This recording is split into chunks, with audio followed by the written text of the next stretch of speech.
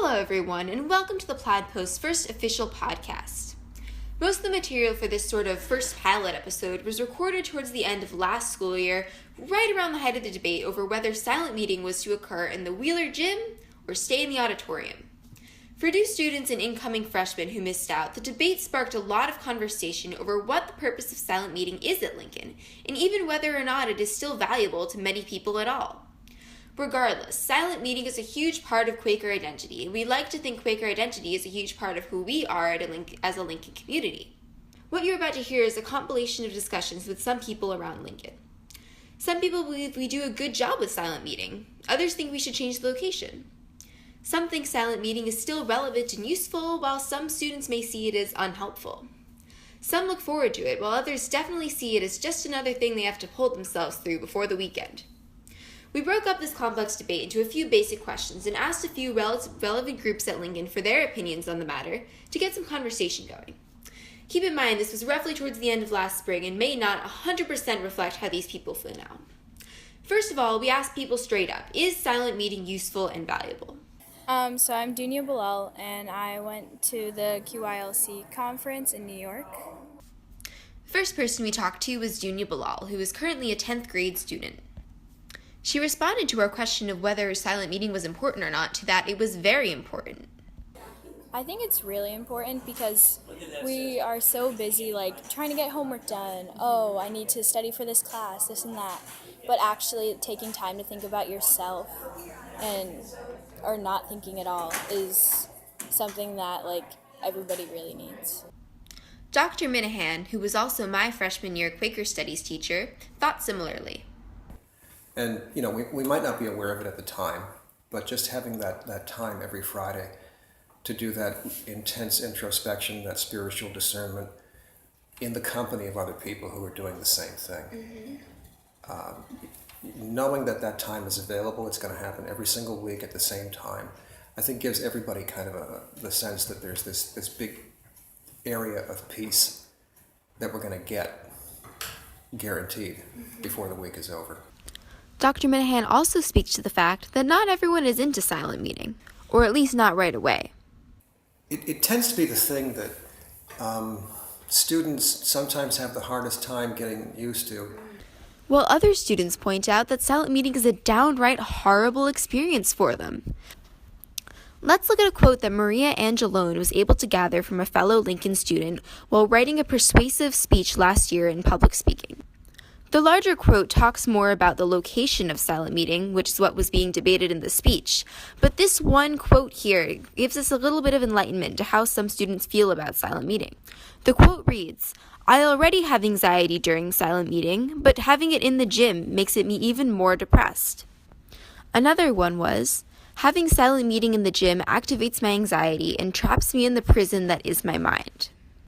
Some may say that these quotes are a little over the top or that these are just students who don't like being bored in silence for an hour, but let's look at this a little bit more closely. Is silent meeting really for everyone? If silent meeting is causing stress rather than relaxation, what should we do about that? I think personally, I've dealt with a lot of anxiety problems in my life, and I feel that at first I was actually really nervous about that for silent meeting. How can you sit here and not just sit there and not do anything? And I think it's actually been really helpful once I got the hang of it and just thinking you can do this, and kind of using grounding exercises, which I don't know if everybody knows what are, but I think it kind of helps you to center yourself. And so to answer your question, maybe, but also I think it's actually really beneficial once you get through that first bump of, oh my God, I'm doing this. This is one student's perspective on the matter. However, what do you think? Comment below after you finish the podcast. Let's see what Dr. Minahan has to say about helping students understand silent meeting, which could also be interpreted as a method of helping students deal with their mental illnesses so that silent meeting is a productive experience for everyone. We have Quaker Studies for freshmen, and there's a lot of talk about Quaker values no matter what we do, but I just think we could be a little bit more specific and a little bit more articulate about exactly what that means. Now that we've touched on what students and teachers think about whether we should have silent meeting at all, Let's get into the nitty-gritty of what went down last year. The debate of whether we should have silent meeting in the auditorium or in the gym. Let's hear a quote from Izzy Medeiros about some of the work Quaker Council did last year in deciding to put silent meeting in the gym. Particularly, they believe keeping the circular format is crucial for Quaker tradition, and that to have a successful silent meeting, we should honor those traditions. I know that being in the gym right now isn't ideal. I get that, but the Quaker Council just thought that it would be good to have an environment where the circle was a little bit more incorporated. And I know that the music center was obviously way more comfortable, and people enjoyed being in there a lot more. So we're trying to think of different solutions, but because obviously the chairs in the gym are really uncomfortable, and the temperature people have complained about. But really, we would just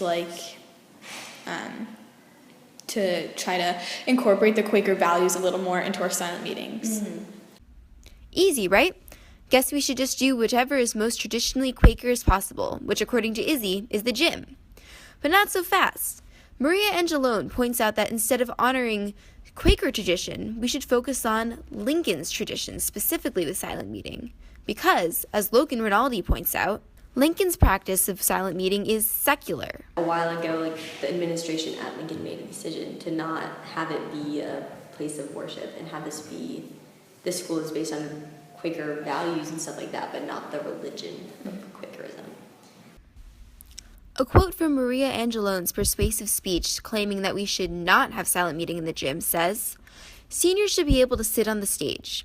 I personally have been looking forward to being able to sit on the stage during every silent meeting as a senior since I was in lower school. Now that will only happen when the gym is in use, which isn't very often." This raises the question of, since we're already adapting the religious practice of silent meeting into our own secular use of it, should we even bother focusing on the hardcore traditional Quaker traditions, or focus more on what we do and our adaptations of it? I don't have a right answer. Leave your thoughts below in the comments after you finish the podcast.